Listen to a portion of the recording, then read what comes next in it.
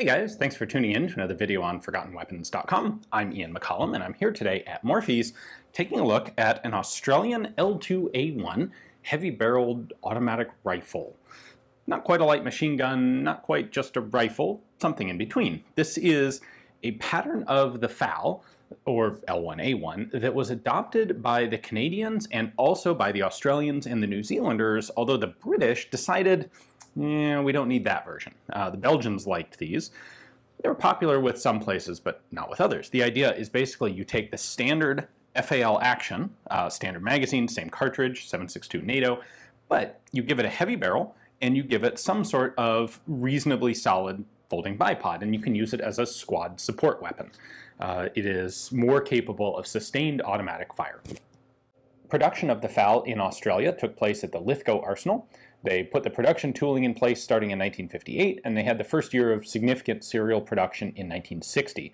So this follows shortly after the FAL was put into production in Canada, and the Australians did this with Canadian assistance. There are differences between the Australian and the Canadian and the British FAL rifles, or L1A1 rifles. And the standard idea, this whole process was organized by what was called the Rifle Steering Committee. And the idea was the main functional components of all of these different national versions had to be interchangeable, and they had to have tolerances and production quality control that would allow them to freely interchange without any hand fitting. However, there were various national preference items that could be changed. So things like the configuration of the rear sight. The Canadians opted for a dial rear sight with different apertures for different ranges, where the British and the Australians opted for a ramp rear sight like this with one aperture that you move for different range settings. And a few other things. Configuration of flash hiders, configuration of bipod legs, perhaps furniture. These things could be changed in different countries as long as the main operating parts stayed interchangeable. So, the heavy-barreled version was substantially lower production than the standard rifle. Lithgow would produce something like 220,000 L1A1 standard rifles and just under 10,000, in fact 9,557 of the L2A1 heavy-barreled version. Interestingly, fewer than half of those, 4,000 and change, actually went to the Australian Army. The majority of them were actually exported to other clients. In particular, India and Malaysia both got over 1,000 of them. Malaysia got something like 1,800 of the L2A1s. And there were probably a dozen other countries that Australia exported these rifles to. Papua New Guinea was one of the big ones. Singapore got some, and a bunch of other smaller countries. Ghana got some. New Zealand, of course, got its FAL rifles from Australia. So Lithgow produced for a large area, especially of sort of the Asian Pacific Island region. Now, before we dig into this rifle in detail, I want to go through just briefly how these got into the United States, because there are a couple different ways that they did. So production of these rifles ran in through the 1980s, and in the early 1980s, Lithgow actually produced a commercial version, a semi-automatic only L1A1 rifle, and they imported 158 of those into the United States before the U.S. Import ban on this sort of rifle took hold. After that 158 rifles came in, they also imported several hundred receivers. So in this particular case, what we have is a Lithgow receiver that was imported as just a receiver that has had this rifle built up on it. It was then, and that construction was done before 1986, so it was then converted into a machine gun and legally registered as such. So that's the configuration of this particular rifle. Now, let's take a closer look at it. Since we were just talking about the exact status of this particular gun, let's start with some receiver markings here. We have SAF, which is Lithgow Arsenal Mark, and then the serial number for the original receiver that this gun is built on, which is the 85 there indicates that this was a receiver made in 1985. It is sequentially number 187. JCB are the initials of the registrant who converted this into a machine gun, and then Australia. So this is an original Lithgow production receiver. I think it was imported by Onyx. On the opposite side, we have rifle 7.62mm L1A1A. The extra A at the end is how the semi-automatic versions that were imported from Australia were marked. So this started off as a rifle, a semi-auto rifle from Australia. I think this is the remnant of the Onyx import mark, which was removed when the rifle was built up, which, by the way, is entirely legal to do. We have our 3-position selector lever, safe. R is semi-auto, and up in the front here we have full auto. That 7-pointed star on the lower receiver here is the Australian final acceptance mark or definitive mark, and the broad arrow indicates military use. So this lower was a military Australian produced lower. And we have the original rifle serial number here on the right side of the lower. So this lower assembly, one of the main components that was built with this imported receiver, this was originally a 1961 production L2A1 rifle.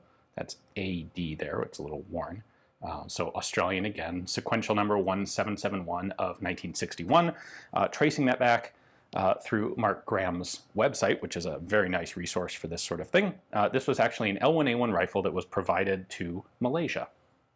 But enough about the numbers, let's take a look at the L2A1 configuration itself. Mechanically, the back end of the gun is basically identical to a standard FAL.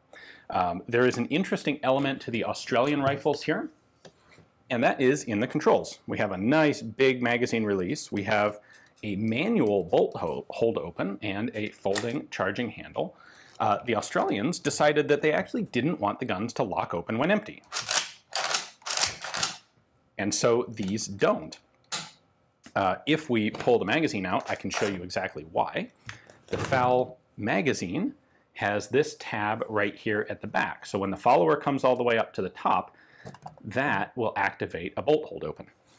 And you can see how that would work on this, which is a Belgian FAL for comparison.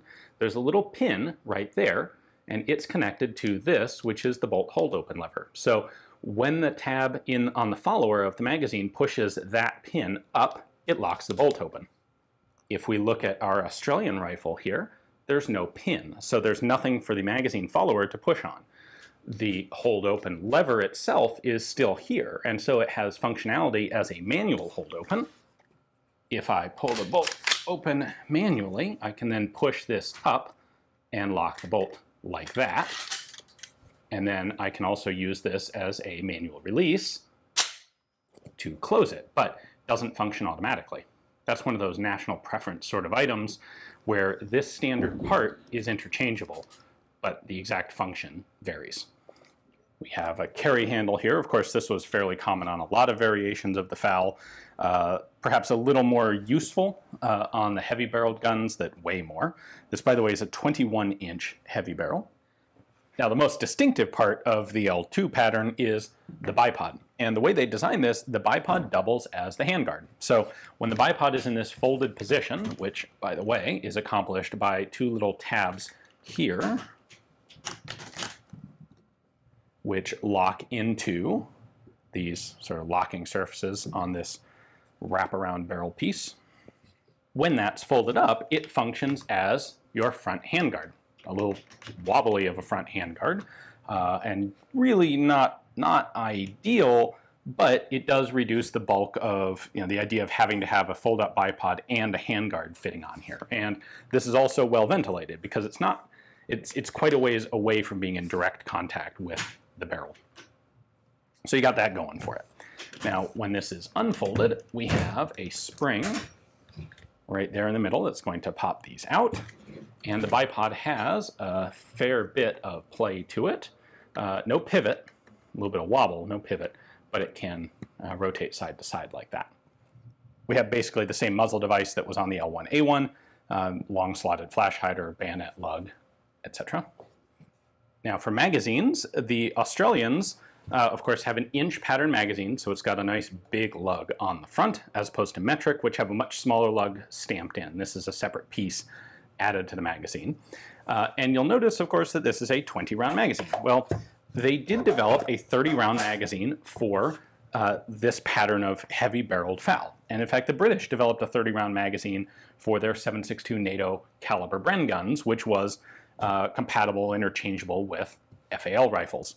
However, while the British continued to use a 30-round magazine for the Bren, the Australians fairly quickly scrapped their 30-round L2A1 magazines for a couple of reasons. One was they found them to have reliability issues. Having 10 extra rounds put a lot more friction in the magazine stack, and having a spring powerful enough to push an extra 10 rounds put more pressure on the bolt when the magazine was full.